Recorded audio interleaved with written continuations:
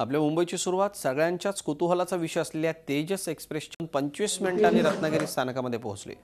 मुंबईतून तब्बल 40 मिनिटे उशिरा निघालेल्या तेजसनं मधलं अंतर वेळेत कापत रत्नागिरी स्टेशन वेळेत गाठलं। दरम्यान आज दुपारी तेजसला रेल्वे मंत्री सुरेश प्रभूंनी झेंडा दाखवला। महाराणीसारखी सजलेली तेजस एक्सप्रेस सीएसटीवरून सुटली। रेल्वे मंत्र्यांना कार्यक्रमाला यायला 40 मिनिटे उशीर झाल्यानं तेजसला निघायला 40 मिनिटे उशीर झाला। रेल्वे मंत्र्यांनी व्हिडिओ कॉन्फरन्सिंगद्वारे तेजसला हिरवा झेंडा दाखवला।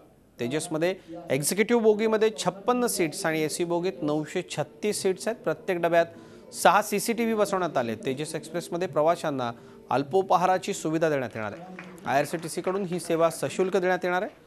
तेजसमध्ये संध्याकाळच्या अल्पोपहारात दाबेली, डाएट चिवडा, समोसा, कोथिंबीर वडी मिळणार आहे। सकाळी ब्रेड बटरसह उपमा, पोहे, इडली आणि वडा मिळणार आहे। तेजस रत्नागिरीत पोहोचल्यावर तेजसमधून प्रवास केलेल्या आणि प्रवास करणाऱ्या प्रवाशांची चर्चा केली आहे माझे सहकारी प्रणव पोळेकर यांनी।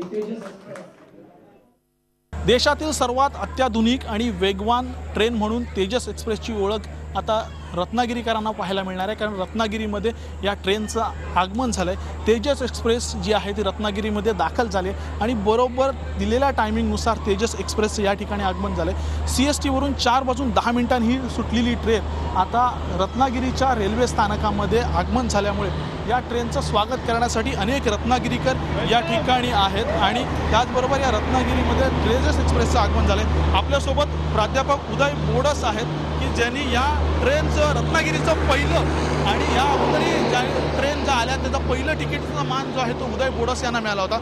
उदय सर, तेजसचं आगमन झालं आहे। 19 वर्षाच्या इतिहासामध्ये पहिल्यांदाच काहीतरी राईट टाईममध्ये उद्घाटनाची ट्रेन आली, काय सांगाल? 96 सालापासून मी या उद्घाटनाच्या ट्रेनवर प्रवास करतोय। आता पण मी 19 गाड्यांना प्रवास केला, पण कुठलीही गाडी वेळेवर आलेली नाही। डबल डेकरसुद्धा लेट झाली होती, पण त्या मानाने अत्याधुनिक आणि अति वेगवान गाडी अवघ्या 5.5 तासामध्ये रत्नागिरीत पोहोचली। आनंदाचं आहे। प्रभू साहेबांसाठी खास अभिनंदन केलं पाहिजे, कोकण रेल्वेच्या सगळ्या स्टाफचं अभिनंदन केलं पाहिजे आणि मला या गोष्टीचा आनंद आहे की देशातल्या सगळ्यात वेगवान आणि आधुनिक गाडीच्या पहिल्या प्रवासासाठी मी रत्नागिरीतून या गाडीत जातोय माझ्या कुटुंबियांसकट मित्रांबरोबर।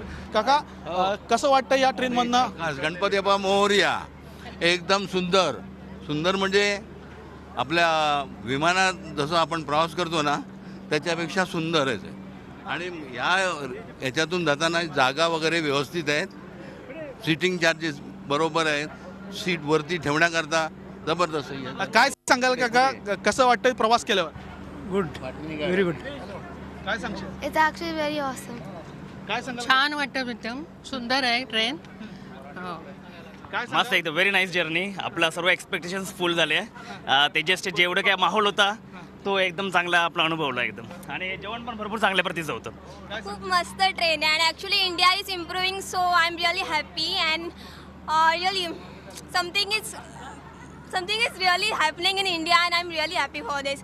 You have so many facilities in this train and मला असं सांगायला इवन टॉयलेट्स पण खूप सुंदर आहेत अँड ॲक्च्युली जर आपल्या लोकांनी जर हे जपून ठेवलं तर ॲक्च्युली आपलं इंडिया खूप चांगलं राहील याच्या पुढे।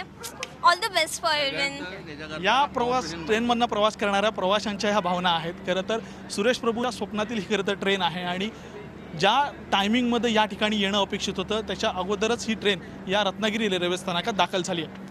व्हिडिओ जर्नलिस्ट निलेश कदमसह Pranav Polekar, Zee media, Ratnagiri. Zee 24 तास रहा एक पाऊल पुढे।